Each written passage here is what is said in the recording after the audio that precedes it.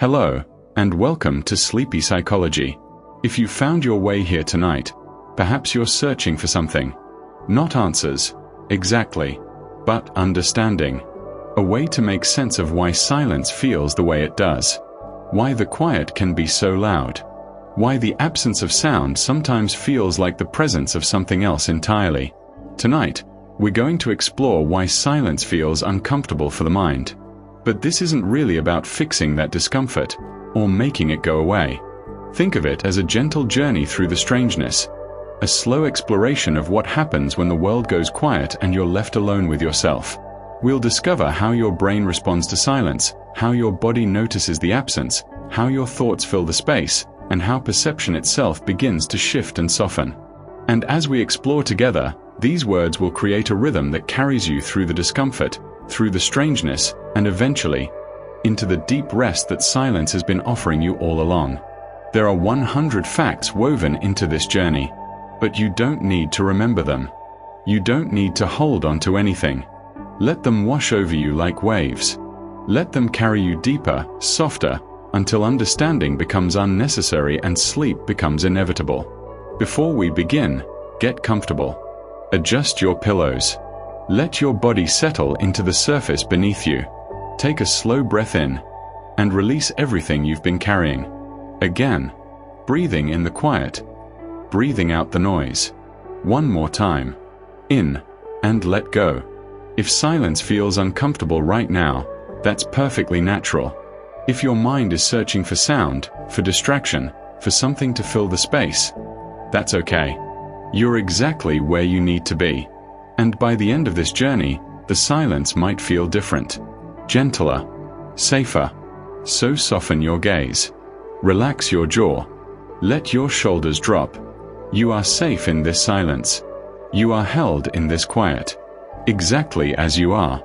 And now, let's begin this gentle journey together. Into the strange, beautiful space where silence lives. Into the understanding that will carry you, finally, into rest. Breathe. Settle. And let's begin. Silence begins as something external. It starts in the space around you. The absence of sound where sound used to be. And if you've ever noticed how strange that feels, how almost uncomfortable, you're not alone. There's a reason for that. A very human reason. Your brain, you see, craves predictability. It wants to know what's coming next. It's always scanning, always listening, always preparing. This isn't a flaw in you. This is design. This is how you were made to survive in a world that was once much more dangerous than the one you live in now. For thousands of years, your ancestors lived in environments where silence could mean something. Where the sudden stopping of bird calls might signal a predator nearby. Where the absence of wind in the trees could precede a storm. Silence, in those ancient times, was information. It was a clue. And so your brain learned to pay attention to it. This is what we call an evolutionary survival mechanism. Deep in the oldest parts of your brain, in structures that formed long before language, long before culture, there's a system that's always listening. Always waiting. And when the sounds around you suddenly stop, when silence arrives unexpectedly, something inside you wakes up. It's called the orienting response. You might have felt it before. That sudden alertness when a humming refrigerator stops. That strange awareness when the background music in a cafe cuts out. Your attention pivots. Your senses sharpen. Just for a moment, your brain asks, what changed? What does this mean? This happens automatically. You don't choose it. It's as natural as breathing. And here's something fascinating. You know how at a crowded party, you can somehow hear your name spoken across the room, even through all that noise? That's called the cocktail party effect. Your brain is incredibly good at filtering sound, at picking out what matters from what doesn't. But in silence, this process runs in reverse. When there's nothing to filter, when there's no sound to sort through, your brain almost doesn't know what to do with itself. It's like a muscle that's been working constantly, suddenly told to rest. It feels strange, unfamiliar. Because the truth is, you're almost never in true silence. Even right now, as you listen to these words, there's probably a hum somewhere. The sound of air moving through a vent. traffic in the distance, the soft sound of your own breathing. These sounds create what psychologists call the psychological noise floor, the baseline level of sound that your mind has learned to expect. It's the floor beneath everything else. And when that floor drops away, when silence arrives, your mind notices the absence. This is especially true if you live in a modern world. We have become, many of us, deeply dependent on sound. Culturally, we fill our spaces with noise. Music while we work, podcasts while we walk, television as we fall asleep.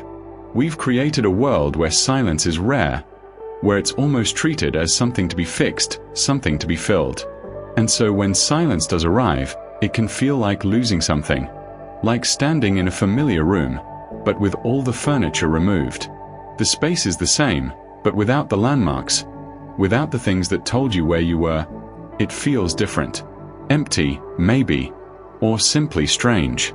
This is what researchers mean when they talk about the absence of auditory landmarks. Just as you use buildings and signs and trees to navigate physical space, you use sound to navigate time and place. The sound of morning traffic tells you the day is beginning. The quiet of late night tells you the world is resting. The specific acoustics of your bedroom, the way sound behaves in that particular space, tell you that you're home. Take those sounds away, and something subtle shifts. Not just in the world around you, but in your body itself. You see, silence can actually disrupt your circadian rhythms, those internal clocks that tell you when to sleep and when to wake. Sound is one of the ways your body knows what time it is. The birds at dawn, the increase in activity during the day, the settling quiet of evening. These are signals. When they're absent, your body loses some of its reference points.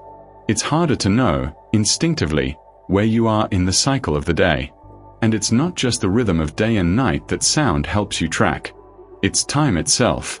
Have you ever noticed how time seems to move differently in silence? How a minute can feel longer, or how you might lose track of how long you've been sitting quietly? This is because silence breaks what scientists call temporal scaffolding. Temporal scaffolding is the framework of events and sounds that helps you measure time passing. The ticking of a clock, the progression of a song, the rhythm of conversation. These things give you a sense of duration, of before and after, of time moving forward. In silence, that scaffolding disappears. Time becomes more fluid, less certain. And this is part of why silence disrupts time perception in such a profound way. Without the markers, without the rhythm, time can stretch or compress. 5 minutes might feel like 20. 20 minutes might vanish in what seems like moments. Your brain, so used to having these external cues, finds itself in unfamiliar territory. But here's what's important to understand, as you rest here now: none of this is wrong. None of this is a problem with you. Your brain is just doing what it always does. It's scanning. It's orienting. It's trying to make sense of the world around you, using all the tools it has. And that feeling you might have in silence, that slight discomfort, that awareness, that strangeness, it's normal. It's human. It's your brain noticing the quiet and simply trying to understand what it means. There's nothing to fix here. Nothing to change. Just the gentle recognition that silence feels the way it does. Because you're alive and aware and beautifully, perfectly designed to notice when the world around you shifts. So let yourself notice. Let yourself feel whatever arises. Because this is just the beginning. The quiet around you is just the first layer. And as we go deeper, as we move through this together, you'll begin to understand not just why silence feels the way it does, but what it might offer you if you let it. For now, just rest. Just breathe. And know that everything you're feeling is exactly as it should be. And then, something shifts. The quiet, which began outside of you, starts to move inward. The body starts to speak. Not with words, of course, but with sensation, with awareness, with a kind of knowing that's been there all along, just waiting for you to notice. In silence, you begin to feel things you don't normally feel. Small things, subtle things, the tiny movements of your chest as you breathe, the weight of your hand resting on the blanket, Perhaps the smallest shift of your head against the pillow. These are things that are always happening, always present.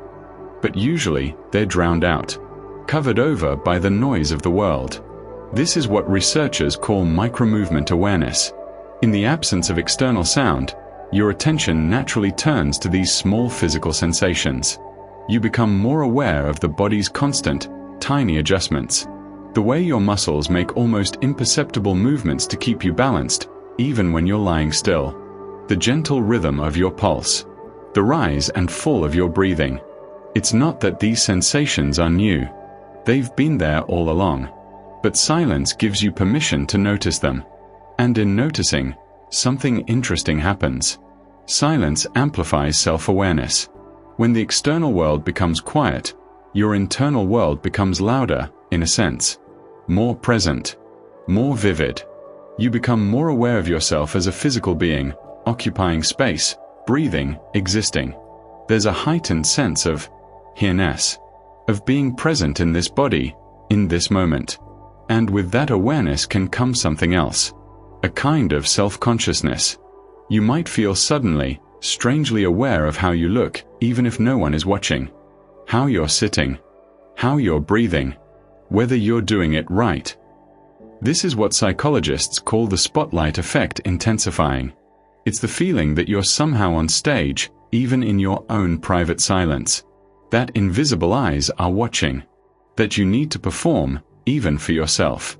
It's a strange feeling, isn't it? This sense of being observed, when you know you're alone. And along with this heightened awareness can come a kind of confusion.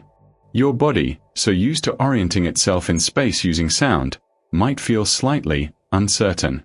Slightly off balance. This is proprioceptive confusion. When the systems that tell you where your body is in space start to rely more heavily on internal signals, because the external ones have gone quiet. You might feel a little dizzy. Or like the room is different somehow. Like the space around you has changed shape. This is normal. This is your body recalibrating. Learning to sense itself in a new way.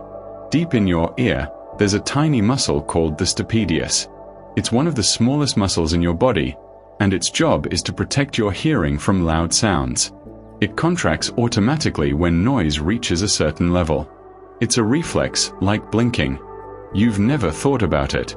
It's just always been there, working. But in prolonged silence, this muscle begins to rest. The acoustic reflex, as it's called, starts to atrophy slightly. Not permanently. Not in any harmful way. But enough that when sound does return, it might feel different. Sharper. More intense. Your ears, in a way, become more sensitive. And your attention does something curious too. Usually, when you hear a sound, you turn toward it.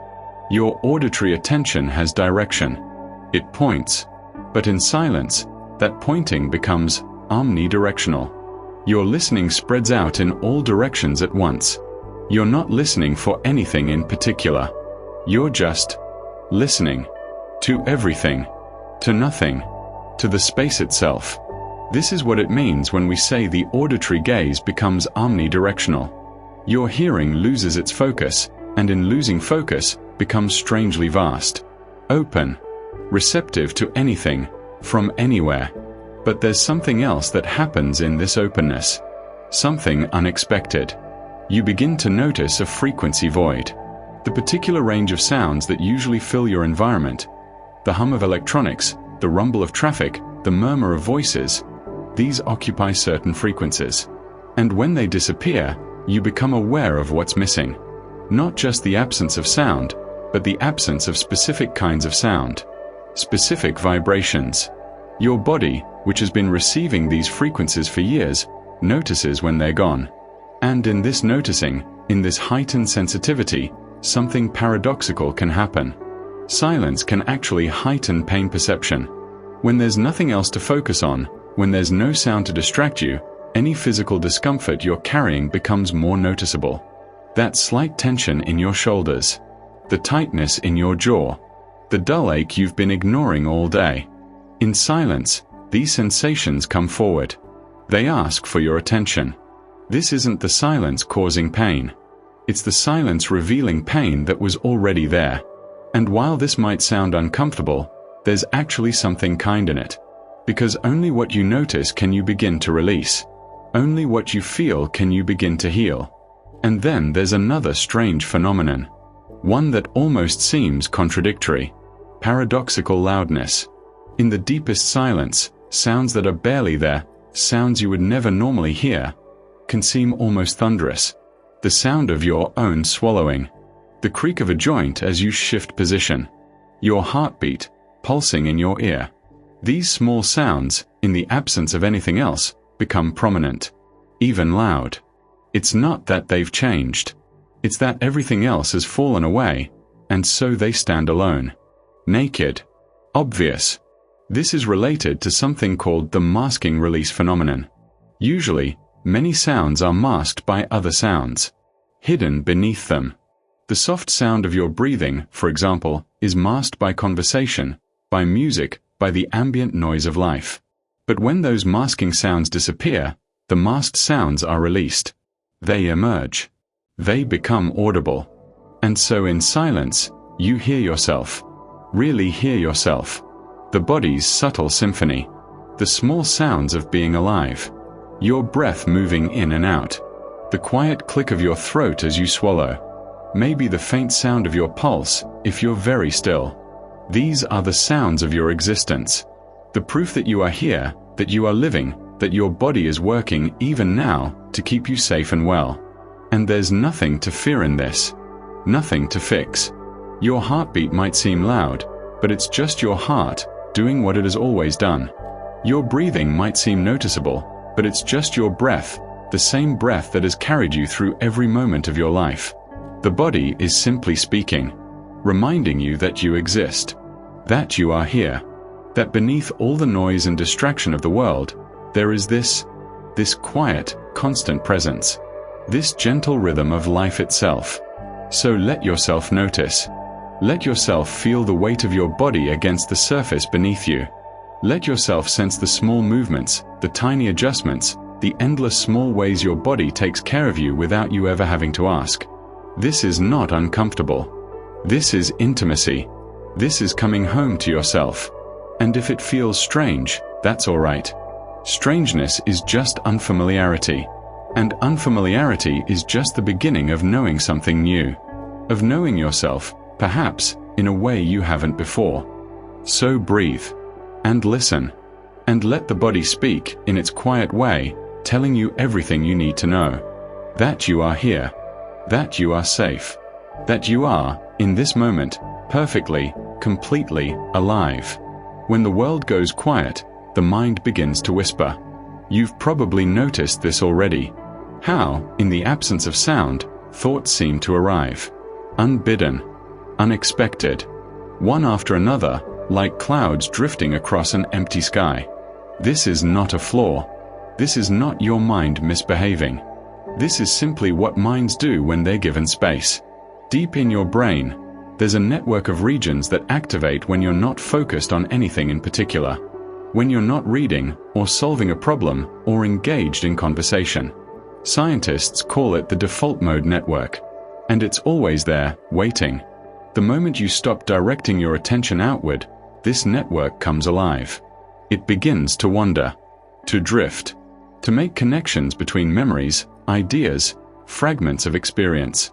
It's the part of you that daydreams, that reflects, that wonders about the past and imagines the future. In silence, with nothing external to hold your attention, the default mode network activates fully. And this is when you notice something interesting. The mind fills the void. Where there was silence, now there are thoughts. Where there was emptiness, now there are memories, plans, worries, ideas. Your mind, encountering this open space, naturally begins to populate it, to fill it with content. Because minds don't like voids any more than nature does. It's almost as if your thoughts get louder in the absence of external sound. Not literally, of course, but in terms of awareness, in terms of presence. They become more noticeable, more insistent. And sometimes, what emerges in this space is not comfortable. Silence exposes the inner critic. That voice inside that comments on everything you do. That judges. That compares. That finds fault. In the busy noise of daily life, this voice is just one sound among many. But in silence, it can become prominent, clear, difficult to ignore. You might hear it now, even, telling you should be sleeping, telling you you're doing this wrong, telling you about all the things you didn't do today, or should do tomorrow, or failed to do yesterday. This voice has been there all along. Silence simply makes it easier to hear. And there's another loop that can begin to play. The phonological loop. That's the part of your working memory that rehearses language. It's the reason you can remember a phone number by repeating it to yourself. It's the inner voice that narrates your experience, that talks to yourself inside your own head. In silence, this loop can go haywire. Without external sound to occupy it, it begins to generate its own content. Words, phrases, fragments of songs, conversations you had days ago, replaying themselves. Things you meant to say but didn't. Things you wish you hadn't said but did. The loop just keeps going, running on its own momentum, filling the quiet with its endless chatter. And your attention, too, begins to behave strangely. There's something called the attentional blink paradox. Usually, when you're focused on one thing, you briefly can't notice another thing that appears right after it. Your attention blinks. It needs a moment to reset. But in silence, where there's nothing consistent to focus on, your attention can become both hypervigilant and scattered at the same time.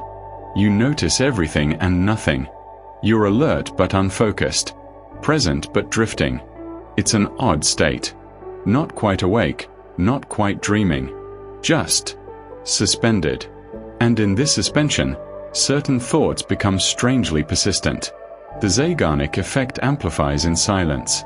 This is the phenomenon where unfinished tasks stick in your mind more than completed ones.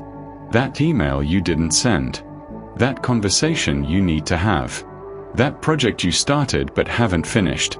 In the busy flow of the day, these incompletions exist in the background. But in silence, they push forward. They demand attention. They remind you, again and again, that they're still waiting. Your mind, it seems, doesn't like loose ends. And silence gives those loose ends room to dangle, to wave, to catch your attention. There's another loop that can begin, too. An auditory memory reconsolidation loop. This is when fragments of sounds you heard earlier, maybe hours ago, maybe days ago, begin to replay in your mind. Not as full memories, but as echoes. The sound of a voice. A particular laugh. A door closing. Music you heard in passing.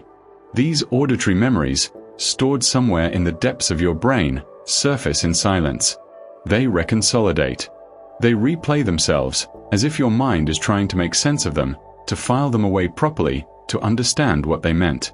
And while all of this is happening, while the default mode network is active, while the phonological loop is running, while the Zeigarnik effect is pulling at you and auditory memories are surfacing, your working memory, oddly enough, performs worse. Working memory is your ability to hold information in mind and manipulate it, to solve problems, to make decisions, to think clearly and linearly. And in silence, particularly prolonged silence, this capacity diminishes slightly. Not dramatically, not in a way that's harmful, but enough that you might notice thoughts becoming more slippery, harder to hold on to. You start to think something, and then, it's gone. What were you just thinking about? This happens because silence disrupts the cognitive load balance. Usually, your brain is managing a careful balance between processing external information and internal thought. But in silence, all of that processing capacity turns inward, and the system becomes overloaded in a way. Too many internal processes running at once, with nothing external to anchor them. And there's one more thing. One more system that activates, searching, seeking. Deep in your brain, there's what neuroscientists call the seeking system. It's the drive to explore, to search for novelty, for stimulation, for something new. It's what makes you curious. What makes you want to learn, to discover, to engage with the world. In silence, this system can go haywire. Because there's nothing new to find. nothing novel to engage with. And so the seeking system turns inward, searching your own thoughts, your own memories, looking for something, anything, to satisfy its need for stimulation. This is why your mind might feel restless in silence, why thoughts seem to chase each other, why you can't quite settle. The seeking system is active, but there's nothing for it to seek.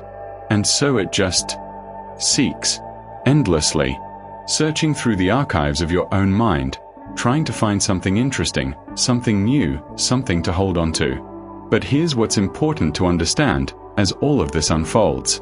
None of this is wrong. None of this is a problem. Thoughts are just mental weather. They come and they go. The inner critic is just a voice, not a truth. The phonological loop is just a loop, not a command. The unfinished tasks pulling at you are just thoughts about tasks, not the tasks themselves. The auditory memories are just echoes, not demands. You don't have to do anything with any of this. You don't have to fix it, or stop it, or make it different. You can simply let it be. Let the thoughts come. Let them pass. Let the mind do what minds do, which is think and wonder and seek and remember and worry and plan. It's all just weather. And you are not the weather. You are the sky. The vast, open space in which all of this occurs. So let the thoughts drift through. Let the mind whisper and chatter and loop and seek. It will eventually tire itself out. Eventually settle. Eventually realize that there's nothing urgent here. Nothing that needs to be solved right now. And in the meantime, you can rest. You can breathe. You can let the mental weather do what it does, knowing that you are safe. That you are here. That beneath all the noise of thinking, there is something quieter. Something more fundamental. There is the simple fact of your existence. The gentle rhythm of your breath. The soft weight of your body. And that is enough. That has always been enough. So let the mind fill the space, if it wants to. Let it whisper and wonder. And know that you don't have to follow every thought. You don't have to believe every story. You can simply rest here, in the quiet beneath the noise, and let it all be exactly as it is. Perception loosens. Time softens.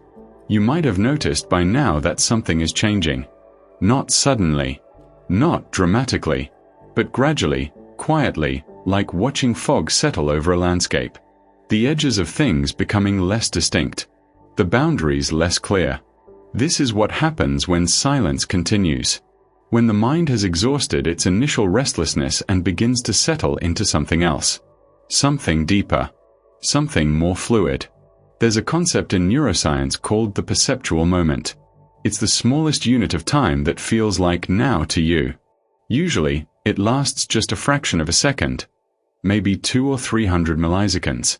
Your brain gathers all the sensory information arriving in that tiny window and stitches it together into a single moment of experience. A single now. But silence breaks the perceptual moment. Without the constant stream of sound to mark time, to give structure to these moments, they begin to drift, to blur into one another. One moment bleeds into the next, and you lose track of where one ends and another begins. Time stops feeling like a series of distinct moments and starts feeling like a flow, a river, something continuous and impossible to divide. And with this, something else begins to collapse. The temporal integration window. This is the span of time over which your brain can hold sensory information together and make sense of it as a unified whole. Normally, your brain is constantly integrating, taking sounds from a second ago and sounds from right now and weaving them into a coherent narrative. A sentence, a melody, a sequence of events that make sense. But in prolonged silence, this window begins to shrink. Or perhaps it expands. It's hard to say, because the sense of time itself becomes unreliable. You lose the ability to easily hold together what just happened and what's happening now. They drift apart. Or they merge. The boundaries dissolve. This leads to what's called the binding problem of time. Your brain is always trying to bind together different pieces of information. What you're seeing, what you're hearing, what you're feeling, into a single, unified experience of reality. And time is the glue that holds it all together. This happened first, then this, then this. But when time becomes fluid, when the moments stop being distinct, this binding becomes difficult. Things that happened a minute ago might feel like they're happening now. Or things happening now might feel like they happened long ago. The sequence becomes unclear. The order uncertain. Your experience of reality becomes dreamlike. And there's another kind of binding that begins to fail. The auditory scene segmentation failure. Normally, when you hear sounds, your brain automatically organizes them into different sources, different streams. The voice in the foreground, the music in the background, the traffic outside. Even in a complex sound environment, you can separate one sound from another. You can follow a single conversation in a noisy room. But in silence, or near silence, this system has nothing to do. And when it's not being used, it starts to lose its sharpness. So when sounds do appear, the faint creak of the house settling, the distant sound of water in pipes, your own breathing, they don't necessarily separate into distinct sources anymore. They blur together. They become part of a single, undifferentiated sound space. Everything becomes part of the same ambient texture. And this affects more than just sound. It affects your entire sense of being synchronized with reality. Silence breaks synchronization. Your brain normally synchronizes with the rhythms around you. The rhythm of speech. The rhythm of music. The pulse of activity in the environment. These external rhythms entrain your internal rhythms. Your breathing, your heart rate, even your brainwaves. You synchronize without realizing it. But in silence, there's nothing to synchronize with. And so your internal rhythms begin to drift.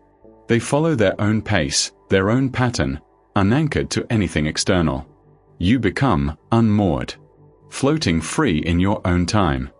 This is related to the auditory binding problem. Just as your brain needs to bind different sounds together to make sense of them, it also needs to bind the timing of sounds, when they occurred, in what order, with what rhythm. And in silence, this binding loosens. Sounds that aren't there can almost feel like they are. Sounds that were there a moment ago can feel like they never happened.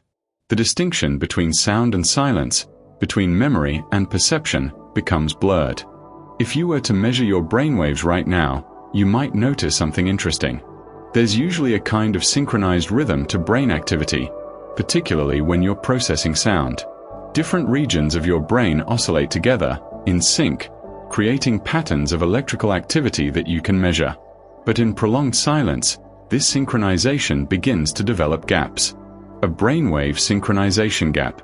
The different regions don't quite line up anymore. They drift slightly out of phase with one another. Not dramatically. Not in a way that's harmful. But enough that the usual coherence, the usual harmony of brain activity, becomes looser. More variable. There's also something called the auditory steady-state response. This is when your brain locks onto a repetitive sound, a drumbeat, a ticking clock, a rhythmic pattern, and begins to resonate with it. Your brainwaves literally match the frequency of the sound. It's a kind of neurological harmony. But in silence, the auditory steady-state response collapses. There's nothing to lock onto. Nothing to resonate with.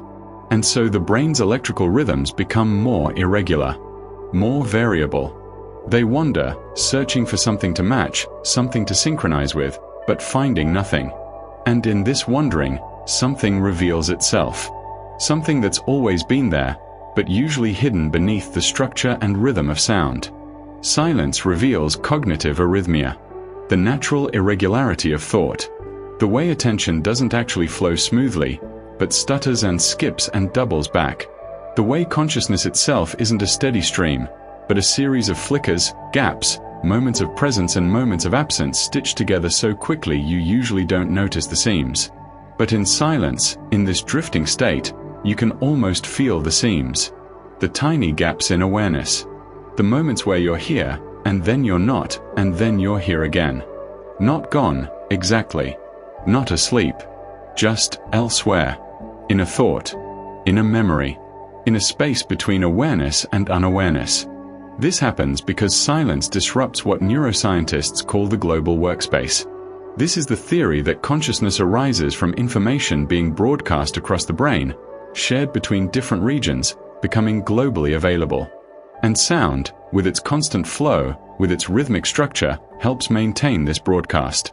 It keeps the workspace active and integrated. But in deep silence, the global workspace becomes quieter, less integrated. Information doesn't broadcast as widely. Different parts of the brain begin to operate more independently. Thoughts become more fragmentary. Awareness becomes more localized. You might notice that you're thinking about something, but you can't quite remember how you got there. Or you might realize you've been drifting for how long? A minute? 5 minutes? There's no way to know. The workspace, the stage of consciousness, begins to dim. Not into sleep, exactly, but into something adjacent to sleep. Something in between. And this is where you are now, perhaps. In this in-between space. Where time has softened. Where the boundaries have blurred. Where perception has loosened its grip on the hard edges of reality and begun to drift into something more fluid. More dreamlike. You might feel like you're floating. Or like you're sinking gently into something soft and vast. You might lose track of where your body ends and the space around you begins. You might forget, for a moment, what you were listening to, or why, or whether you were listening at all. And that's all right. That's more than all right. This is the space where rest lives. Where the mind, having exhausted its restlessness, finally begins to let go. To release. To trust that it doesn't need to hold everything together so tightly. You can let the moments blur. You can let time soften. You can let your awareness drift, like a boat on gentle water, going nowhere in particular, held by something larger than yourself. There's nothing you need to do here. Nothing you need to understand or figure out or hold on to. Just let yourself drift. Let perception loosen. Let the boundaries dissolve. And trust that you are safe in this softness. Safe in this floating space between waking and sleeping, between thinking and being, between sound and silence. You are held. You are safe. And you can let go now. Just let go. Reality feels lighter, less solid. You might notice, if you're still noticing at all, that the world doesn't feel quite as it usually does. Not wrong, exactly. Not frightening. Just different. As if you're watching everything from a slight distance. As if there's a thin veil between you and the experience of being here. This is what happens sometimes, in deep silence. When the usual anchors fall away. When the constant confirmation of the world through sound, the proof that things are happening, that life is continuing, that you are part of it all, when that confirmation disappears, something can shift. Silence can trigger what psychologists call derealization. It's the sense that reality itself has become unreal, dreamlike, less substantial. The room around you might feel strange, even if it's your own bedroom. Familiar things might seem unfamiliar. You might feel like you're in a movie, or a memory, or watching your life from outside of it rather than living it from within. This isn't dangerous.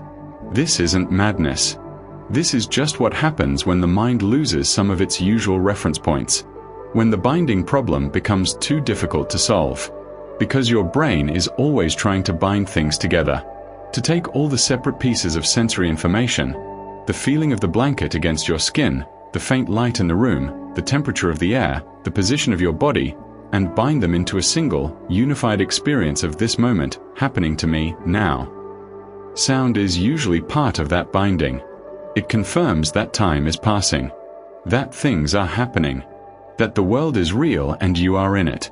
But in silence, that thread is missing. And sometimes, the whole fabric can feel looser, less tightly woven, like it might come apart if you pulled at it. And this can lead to a deeper question, one that philosophers have been asking for centuries. The hard problem of consciousness. Why does any of this feel like anything at all? Why is there an experience of being you? Why does consciousness exist, rather than all of this just happening in the dark, with no one there to witness it? Usually, you don't think about this. You're too busy living, too caught up in the flow of experience. But in silence, in this strange space where reality feels distant and the self feels fragmented, the question can arise. Not as an intellectual puzzle, but as a felt sense. a kind of wonder, or confusion, or both. Who is experiencing this? What is this I that seems to be here, but also somehow separate from everything it's experiencing? There's a phenomenon called semantic satiation. It's when you repeat a word so many times that it loses its meaning. It becomes just a sound. The connection between the word and what it represents dissolves, and you're left with something empty, hollow. Something similar can happen with existence itself. A semantic satiation of existence. When you rest in silence long enough, when you turn your attention inward for long enough, the sense of being can start to feel arbitrary, strange, like a word you've said too many times. You're here, yes, but what does that even mean? What is here? What is you? It's not that you're disappearing. It's that the concept of self, the story you tell about who you are, begins to fragmentize. The narrative self, that's the version of you that exists in story form. The character in the ongoing tale of your life. The one who has a past, a present, a future. The one who has preferences and memories and goals and regrets. This self is constructed, moment by moment, through the stories you tell yourself about yourself. But in deep silence, the narrative can fragment. The story stops making sense. Or it breaks into pieces. You remember something from yesterday, but it doesn't feel like it happened to you. Or you think about tomorrow, but you can't quite connect that future person to the person you are right now. The thread of continuity, the story that says I am the same person I was yesterday and will be tomorrow, becomes harder to hold.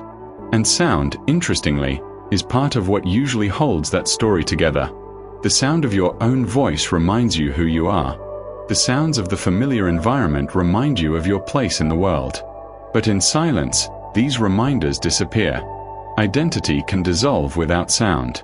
Not completely, not permanently, but enough that you might feel less defined, less certain of your edges, less sure of where you end and everything else begins. And with this dissolution comes something else. The witness effect disappears. Usually, there's a sense that someone is watching, that there's an observer inside you, witnessing your life. The part of you that's aware that you're aware.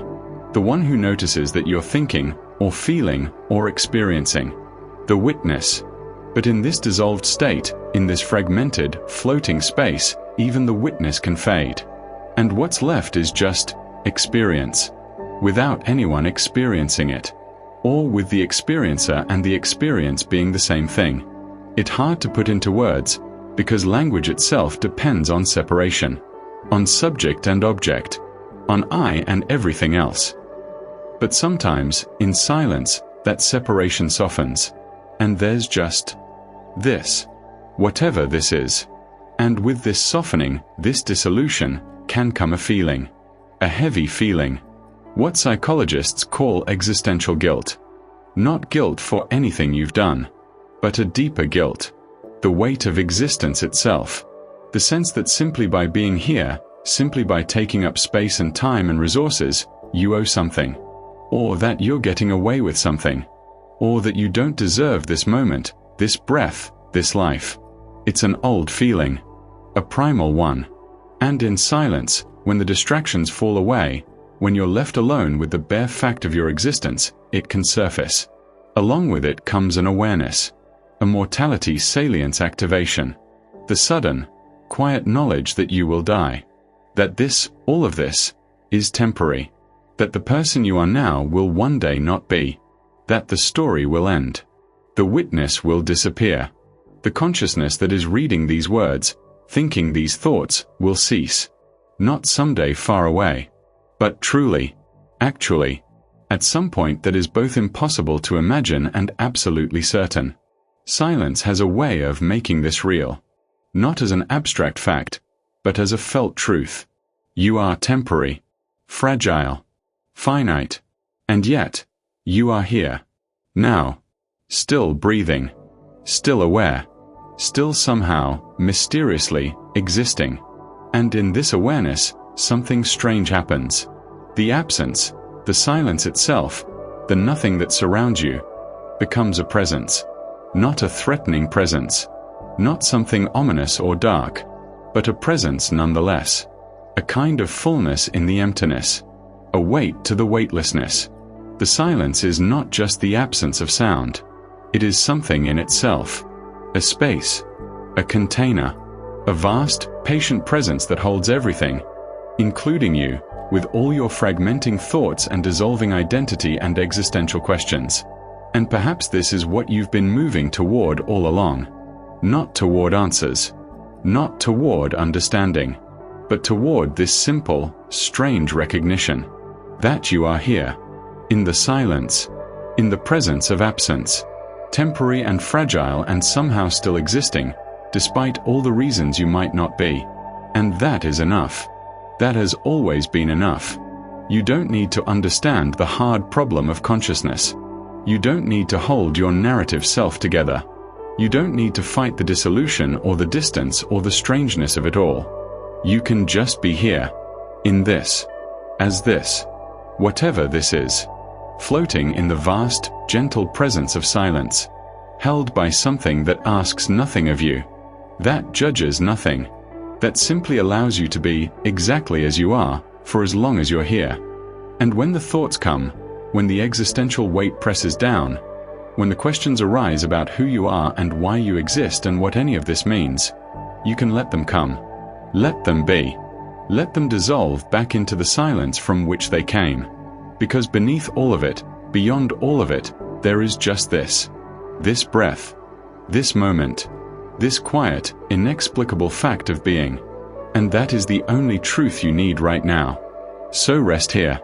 In the distant, dreamlike space where reality has softened and the self has loosened and even the witness has faded. Rest in the presence of absence. In the fullness of emptiness. In the strange, gentle truth that you are here, and that is enough. You are enough. This is enough. Just rest. Older parts of the brain awaken. Beneath the thinking mind, beneath the narrative and the questions and the drifting awareness, there is something older. Something that existed long before language. Long before self-reflection. Long before you learned to wonder who you are. This part of you doesn't think. It doesn't question. It simply responds. To danger. To safety. To the ancient patterns that have kept living things alive for millions of years. And in silence, this ancient brain begins to stir. Deep in the center of your skull, there's a small almond-shaped structure called the amygdala. It's old. Primitive. It's been part of animal brains for hundreds of millions of years, long before humans existed. And its job is simple: to detect threat.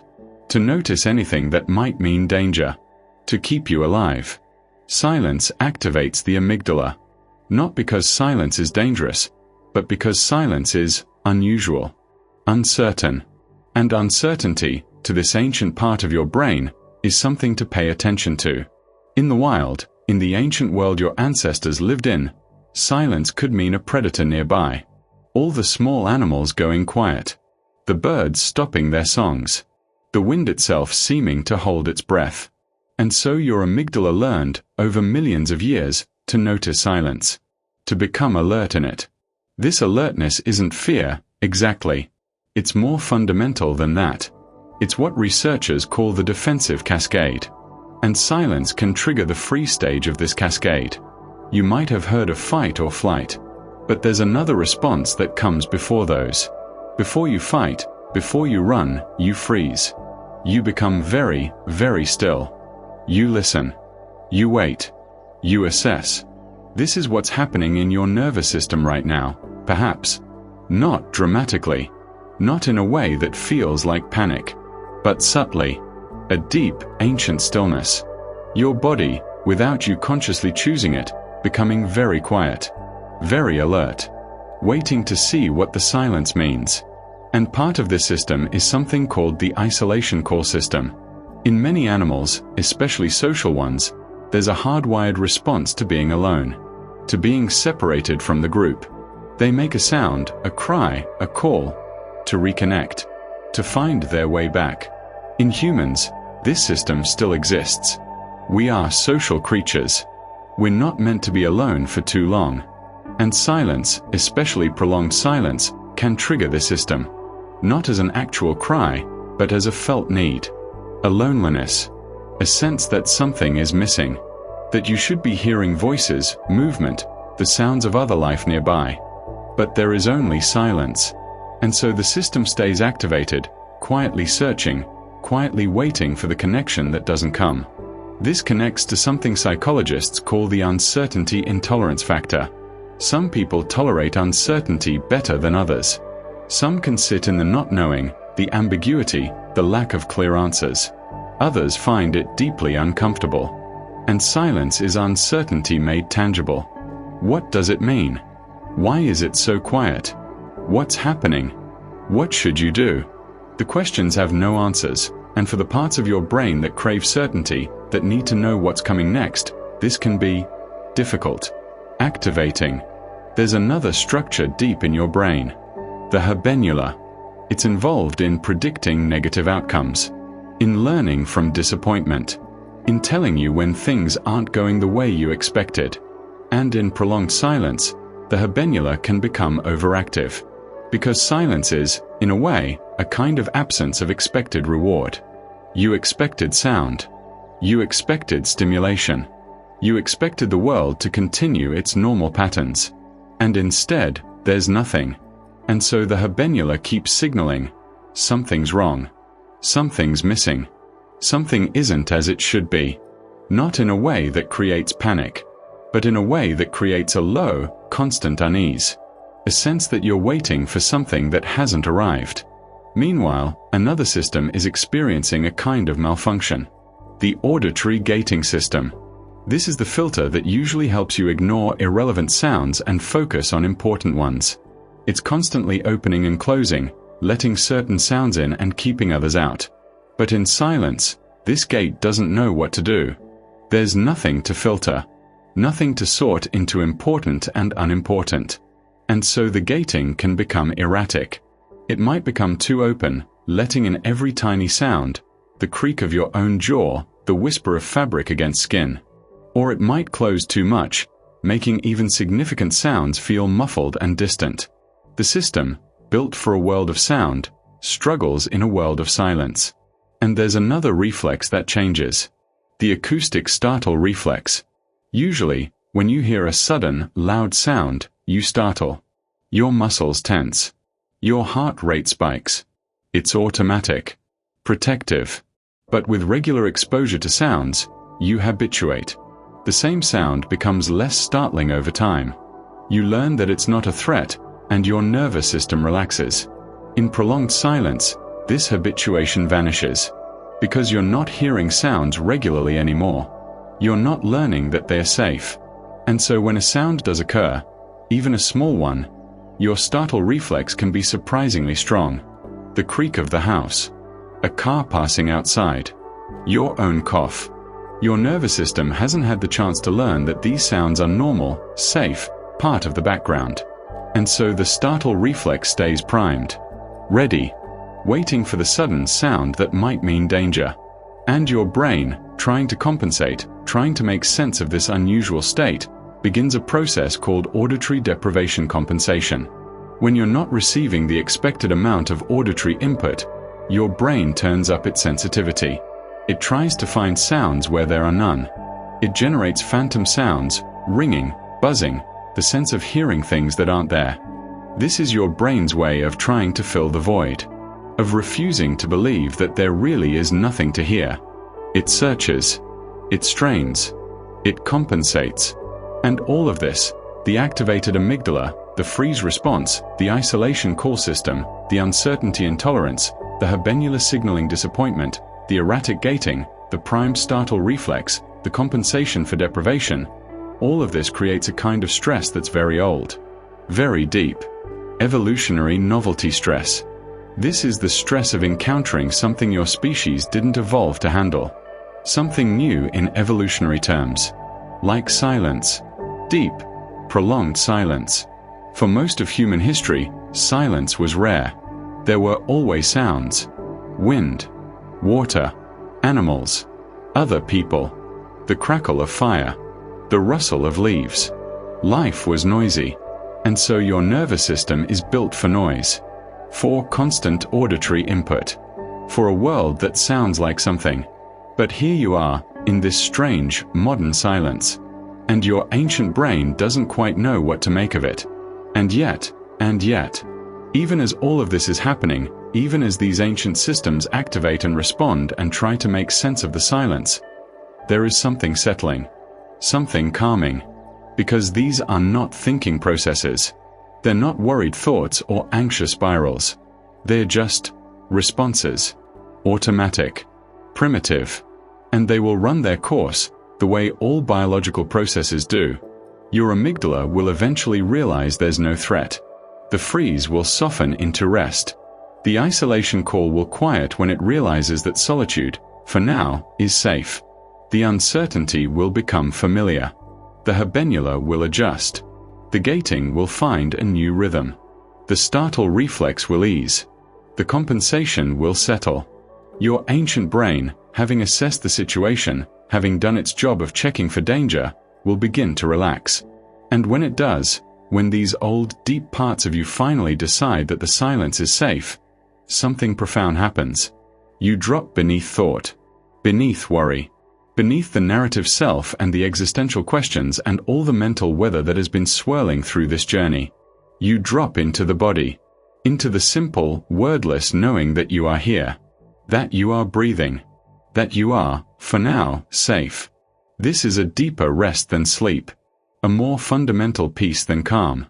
This is your nervous system, all the way down to its most ancient layers, finally letting go. So let it happen. Let the old brain do its work. Let it assess and respond and eventually, settle. You don't need to control this. You don't need to understand it. You just need to allow it. Allow the ancient wisdom of your body to do what it has always done. To keep you alive. To keep you safe. And when it's satisfied, when it knows that the silence holds no danger, to let you rest. Deep, deep rest. Older than thought. Older than language. Older than you. Just let it come. Understanding is no longer required. There comes a point in deep rest, in deep silence, where the mind stops trying so hard. Where the need to know, to figure out, to make sense of everything, simply falls away. You've been trying, perhaps without realizing it, to understand what's happening. To categorize these sensations. To explain these thoughts. To fit all of this into some framework that makes sense. But there's a problem with this. A problem that philosophers call the frame problem. The frame problem is this: in order to understand anything, you need a frame of reference. A context. A set of assumptions about what's relevant and what isn't. But how do you choose the right frame? How do you know which context to use? And once you've chosen a frame, how do you know when to change it? In silence, the usual frames don't work. The assumptions you make about how experience should feel, about what's normal and what isn't, about what matters and what doesn't, they become unreliable. And so you keep trying different frames, different ways of understanding, but none of them quite fit. And eventually, you might realize, you don't need them to fit. You don't need to understand this at all. There's also what's called the explanatory gap. The gap between what you can describe about an experience and the experience itself. You can say, I feel relaxed, or I feel strange, or I feel like I'm drifting. But none of these words actually capture what it feels like to be you, right now, in this moment. There's always a gap. Always something left unsaid, unexplained, beyond the reach of language. And in this deep, quiet space, that gap becomes obvious, undeniable. You could try to explain what's happening to you, but you know, somehow, that the explanation would miss the point, would fail to capture the thing itself. So why try? Why not just be in it? Without explanation. Without understanding. And as the need to understand falls away, something else can happen. The mind, searching for patterns, searching for meaning, can begin to find them in places they don't exist. This is called apophenia. The tendency to see connections, patterns, significance in random or meaningless data. To find faces in clouds. To hear messages in static. To believe that coincidences mean something. In deep silence, apophenia can activate. Your mind, so used to processing meaningful sound, begins to assign meaning to the meaningless. That faint sound in the distance. Was it something? The pattern of your own breath. Does it mean something? The timing of a thought. Is it significant? And you might hear things that aren't there. Auditory pareidolia. This is when you perceive familiar sounds, voices, music, words, in random noise or silence. Your brain, desperate for pattern, for meaning, for sound, creates it. You might hear your name called softly, or music playing far away, or someone speaking in another room. But when you listen more carefully, there's nothing. Just the silence. Just your brain, trying to fill the emptiness with something familiar. And this can feel unsettling. Or it can feel like proof that you're losing your grip. But it's neither. It's just what minds do when they're searching for something and finding nothing. And in this search, you might also notice the absence of something else. Something psychologists call transitional objects. For children, a transitional object is a blanket or a stuffed animal. Something that provides comfort when the parent isn't there. Something that bridges the gap between being held and being alone. As adults, we still use transitional objects, but they're less obvious. A favorite song. A familiar voice. The sound of another person in the house. In silence, these transitional objects are absent. There's nothing to bridge the gap. Nothing to comfort. No familiar sound to hold onto while you drift. And this can trigger a deeper kind of loneliness. Because silence breaks parasocial relationships, too. Parasocial relationships are the one-sided connections you form with voices you hear regularly. Radio hosts, podcasters, characters in shows you watch, even the voice of this script, perhaps. These voices become familiar, comforting. You feel like you know them, even though they don't know you. But in true silence, all of these relationships disappear. All of these familiar voices go away. And you're left with just yourself. Just your own voice, your own thoughts, your own company. And for many people, that's not enough. Or it doesn't feel like enough. This connects to emotional contagion disruption. Usually, you pick up emotions from the people around you. Their laughter makes you smile. Their anxiety makes you tense. Their calm helps you relax. Emotions are contagious, spreading through tone of voice, through facial expressions, through the energy in a room. But in silence, there's no one to catch emotions from. No one whose mood can influence yours. You're left with only your own emotional state, whatever it happens to be. And if it's uncomfortable, there's nothing external to shift it. No cheerful voice to lift you. No soothing presence to calm you. You have to be with what you're feeling, without anything to change it or mask it or pull you away from it. And this can feel like a violation of sorts. A social contract violation. There's an unspoken agreement in human life. That we won't be alone for too long. That there will be voices, connections, interactions. That the world will provide some level of engagement, some acknowledgement that we exist. But silence breaks that contract. It withdraws the engagement. It offers no acknowledgement. It leaves you alone in a way that feels almost rude, neglectful, as if the world has forgotten about you. And in this forgetting, this aloneness, something else can surface. The imposter phenomenon amplification. The imposter phenomenon is the feeling that you're not really qualified, not really capable, not really deserving of whatever you've achieved. That you're faking it. That someday, everyone will realize you don't actually belong. In silence, this feeling can intensify. Because there's no external validation. No one telling you you're doing okay. No feedback. No reassurance. Just you, alone with your thoughts, and those thoughts might whisper, you don't know what you're doing.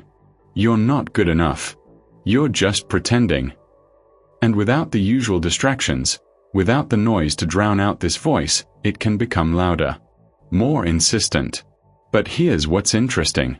All of these things, the apophenia, the pareidolia, the absence of transitional objects, the broken parasocial bonds, the emotional isolation, the social contract violation, the imposter feelings, they all share something in common. They all depend on a need for certainty, for understanding, for external validation of your experience. And there's a capacity that can help with this. Something the poet John Keats called negative capability. Negative capability is the ability to be in uncertainty, mystery, doubt, without irritably reaching after fact and reason. The ability to not know, to not understand, to be in the questions without needing the answers. And many people, perhaps most people, have what you might call a negative capability deficit. They can't tolerate not knowing, can't rest in the mystery, can't be comfortable in the gap between question and answer. But here, now, in this deep silence, in this drifting space, you have an opportunity, an invitation, to let go of the need to understand, to release the grasping after meaning, to stop trying to fit this experience into a frame, to close the explanatory gap, to assign significance to every sensation. You can simply be here, in the mystery, in the not knowing, in the silence that offers no answers, no validation, no reassurance, and discover that this is enough, that you don't need to understand, that you don't need external voices or emotional contagion or transitional objects or parasocial relationships, that you can be here, alone, uncertain, unexplained, and that's not a problem. That's not something to fix. That's just this moment, this breath, this soft, gentle dissolution of the need to know. Understanding is no longer required. Meaning is no longer necessary. You can rest in the mystery, in the silence, in the vast, patient not knowing. And in this rest, this release, this letting go of the need to make sense of everything, you might find that sleep is very, very close now. That the threshold is right here, right beneath you, ready to catch you. So stop trying. Stop searching. Stop reaching for understanding. Just let go and fall softly, gently, into the mystery, into the silence, into rest. Silence is no longer empty. It is full and gentle. You've traveled so far from where you began. From that first moment when silence felt strange, uncomfortable, something to be noticed and questioned. And now you're somewhere else entirely. Somewhere deeper, softer, where the silence is no longer something happening to you, but something you're resting in. Something that holds you. There are still processes occurring, even now. Deep in the machinery of perception, things are still shifting, still changing. But they no longer matter in the way they once did. There's something called auditory ventriloquism. Usually, when you hear a sound and see something move at the same time, your brain assumes they're connected. The sound seems to come from the moving thing, even if it doesn't. Your brain pulls the sound toward the visual source. But in deep silence, this process reverses. There's no sound to pull, no connection to make. And so vision and hearing separate. They drift apart. Each sense becomes its own island, no longer trying to create a unified story. And this separation is peaceful. There's no need for unity anymore. No need for everything to make sense together. There's also something called interaural time difference. It's how your brain knows where a sound is coming from. The sound reaches one ear slightly before the other, and your brain calculates the difference and tells you left, right, in front, behind. But in silence, this becomes meaningless. There's no sound to locate, no difference to calculate. The spatial map that sound creates, it simply dissolves. And you exist in a space that has no auditory dimension, no left or right defined by sound. Just space, undefined, infinite. And time itself continues to behave strangely. The Kappa effect distortion. This is when the perceived distance between events affects your perception of the time between them. If two sounds seem far apart in space, you perceive more time between them. If they seem close together, less time. But without sound, without these spatial and temporal markers, the Kappa effect has nothing to work with. Time and space lose their usual relationship. They float free of each other, and you float free with them. This creates what's called the temporal discontinuity problem. Your sense of time as a continuous flow breaks down. Moments don't connect smoothly anymore. There's just this moment, and then this one, and then this one. Each separate, each complete in itself, no longer part of a stream. And the system that usually organizes sound, auditory scene analysis, the part of your brain that takes all the different sounds and organizes them into sources, into objects, into a coherent acoustic environment, this system fails. Not catastrophically, not in a way that matters. It simply stops working, because there's nothing to analyze, nothing to organize. And in this failure, there's a strange relief. The absence of effort. The absence of the constant background work your brain is always doing to make sense of sound. There's also something called a echoic memory. It's a very brief memory, lasting only a few seconds, that holds on to sounds just long enough for your brain to process them. To understand a sentence, you need to remember the beginning while you're hearing the end. Echoic memory makes this possible. But in prolonged silence, echoic memory empties. It becomes a void. There's nothing recent to remember, nothing held in that brief buffer. And while this might sound like a loss, it's actually spacious, liberating. There's no residue, no echo of what just was, only what is. And there's another effect that disappears, the McGurk effect. This is when what you see affects what you hear. If you see someone's lips making one sound while you hear another, your brain might perceive a third sound entirely, a blend of the visual and auditory information. This is usually a safety net. It helps you understand speech in noisy environments. It gives you extra information to work with. But in silence, this safety net disappears. Not because you need it, but because there's nothing for it to catch. No sound to blend with vision. No need for the backup system.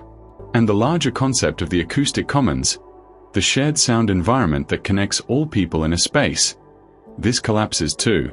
Usually, when you're in a room with others, you share the same acoustic space. You hear the same sounds. You exist in the same auditory world. This creates a kind of connection, a commons. But in deep silence, especially solitary silence, there is no commons. No shared space. Just your private, internal world. And this privacy, this aloneness, is no longer uncomfortable. It's simply how it is. Scientists have studied something called the anechoic chamber effect. An anechoic chamber is a room designed to absorb all sound. No echoes. No reflections. The purest silence humans can create. And when people first enter these chambers, they often find it unsettling. Disturbing, even. But if they stay long enough, something shifts. The strangeness fades. The discomfort eases. The body adjusts. The mind adapts. And the silence, which seemed so alien at first, becomes neutral. Not pleasant or unpleasant. Not comforting or threatening. Just there. Just the way things are. And this is where you've arrived. Where silence has become neutral. Not threatening. All the processes that activated at the beginning, the orienting response, the amygdala, the searching for meaning, they've quieted. They've learned. They've adapted. Your nervous system has decided, finally, that this is safe. That the silence holds no danger. That you can rest here. That you can let go. And in this letting go, in this deep adaptation, something beautiful happens. The silence stops being empty. It becomes full. Full of presence. Full of peace. Full of a kind of gentle awareness that asks nothing of you. You are held here. In this fullness. In this safety. In this deep, deep rest. There's nothing left to understand. Nothing left to figure out. Nothing left to fear or question or resist. Just this. Just breath. Just being. Just the soft, gentle truth that you are here, and you are safe, and you can finally, completely rest. And slowly, the mind no longer needs sound to rest. It needs nothing at all. Just this silence. This perfect, full, gentle silence. And you, drifting, floating, held, safe, at peace, home.